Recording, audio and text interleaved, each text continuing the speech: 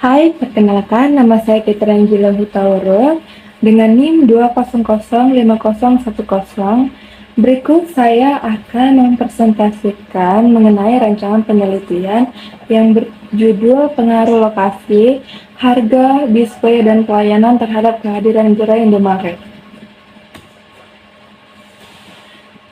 Yang pertama, latar belakang. Pada era globalisasi saat ini, dunia usaha berkembang dengan sangat pesat.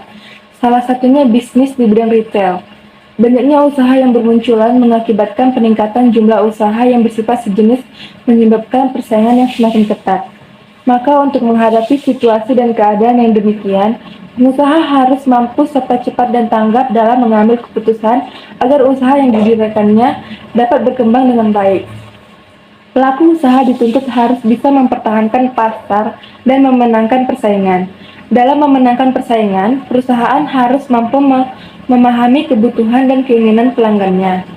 Dengan memahami kebutuhan dan keinginan pelanggannya, maka akan memberikan masukan penting bagi perusahaan untuk merancang strategi pemasaran agar dapat menciptakan kepuasan bagi pelanggan dan dapat bertahan dalam bersaing di pasar.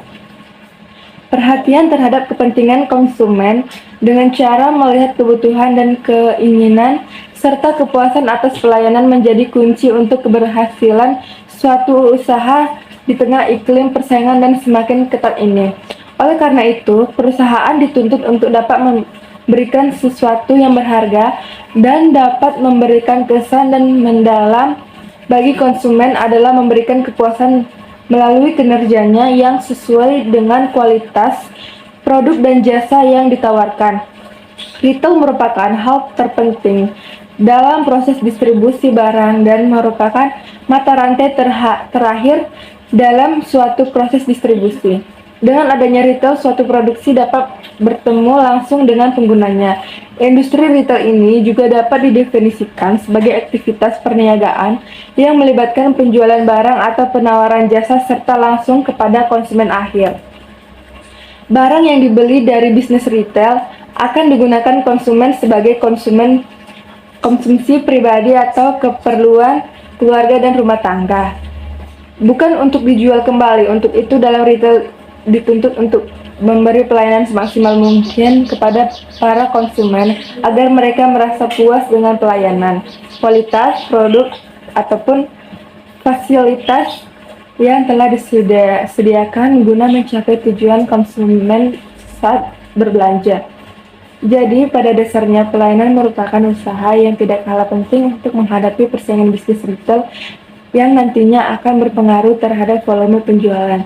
Bukan hanya meningkatkan pelayanan saja, akan tetapi meningkatkan volume penjualan serta menjaga kelangsungan hidup sebuah bisnis. Maka pengelola bisnis harus selalu melakukan improvisasi serta berinovasi dalam menerapkan strategi berupa bauran retail.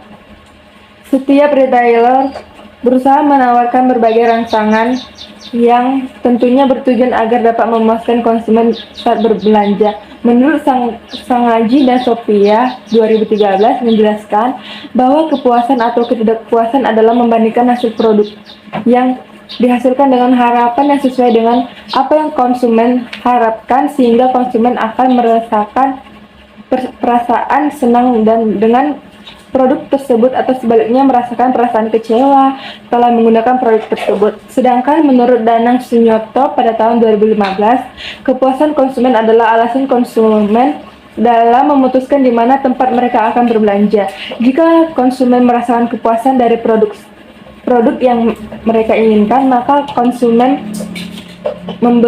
membeli secara ulang dan mereka akan menggunakannya serta memberi informasi kepada orang lain tentang pengalamannya dalam menggunakan atau mengkonsumsi produk tersebut. Menurut Triptono 2006-61, ada 8 faktor yang mempengaruhi kepuasan konsumen, yaitu produk, harga, promosi, lokasi, pelayanan, fasilitas, suasana, dan display. Adapun alasan tidak memasukkan produk, promosi, fasilitas, dan suasana ke dalam penelitian karena peneliti anggap keempat item tersebut tidak memiliki perbedaan signifikan dengan saingan Fatima Marx karena produk dengan dijual persaingan rata-rata sama dengan dijual Optimamat. Promosi dilakukan sangat konsisten masing-masing minimarket juga. Oleh karena itu, peneliti menganggap keempat variabel tersebut bukan merupakan variabel yang mempengaruhi kepuasan konsumen di sana. Pada rancangan penelitian ini, peneliti menggunakan teori komunikasi organisasi. Komunikasi pemasaran sebagai salah satu area dari komunikasi organisasi umumnya diartikan sebagai sarana untuk berbagi informasi konsumen dan arti yang dilakukan oleh sumber pesan kepada penerima pesan mengenai produk, layanan atau jasa, serta organisasi sebagai penjual produk dan pelayanan tersebut. Sebagai pemasar sejatinya memiliki kemampuan untuk mempengaruhi keputusan dan sikap konsumen. Sebaliknya, sebagai konsumen tentunya kita mencari, memilih, dan kemudian memakai produk yang sesuai dengan kebutuhan kita. Konsumsi produk adalah salah satu bentuk produksi itu sendiri. Dengan demikian, komunikasi pemasaran menjadi memiliki tujuan dari segi psikologi komunikasi. Komunikasi pemasaran memiliki tujuan yaitu untuk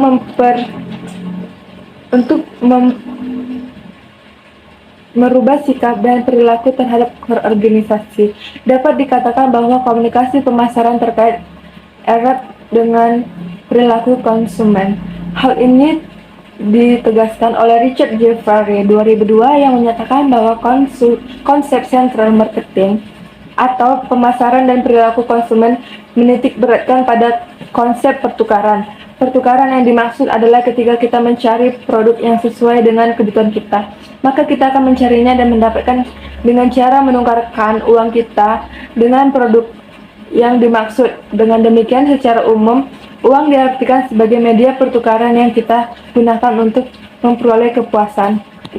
Asumsi-asumsi perspektif organisasi. Yang pertama, klasik.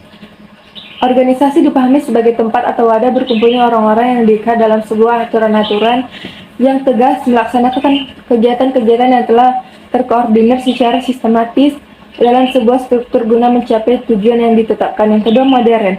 Organisasi sebagai sebuah jaringan sistem yang terdiri dari setidak-tidaknya dua orang atau lebih dengan kesaling tergantungan input, proses, dan output.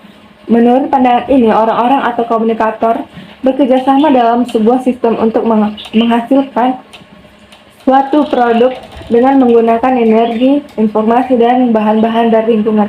Yang ketiga, interpretasi simbolik. Organisasi memproduksi situasi atau lingkungan atau budaya, realitas sosial melalui pemaknaan atas interaksi dalam organisasi. Organisasi terbentuk karena adanya interaksi atau komunikasi yang terjadi antar anggota melalui pemaknaan atas simbol-simbol, baik simbol verbal maupun non-verbal. Keberadaan Indomaret memang cukup membantu bagi sebagian kelompok atau golongan masyarakat karena cukup memudahkan untuk membeli kebutuhan pokok dengan lengkap, dan keberadaan Indomaret juga sudah banyak di berbagai daerah. Tokoh yang mencetuskan teori komunikasi diantaranya Auguste Comte, Emile Durkheim, dan Herbert Spencer. Berikut merupakan bagian mengenai komunikasi organisasi. Metode penelitian kualitatif bertujuan untuk menjelaskan suatu fenomena dengan mendalam dan dilakukan dengan mengumpulkan data sedalam-dalamnya. Metode kualitatif lebih mengutamakan pengamatan fenomena dan lebih meneliti ke substansi makna dan fenomena tersebut. Karena peneliti kualitatif ini meneliti tentang pengaruh lokasi, harga, display, dan pelayanan. Terima kasih.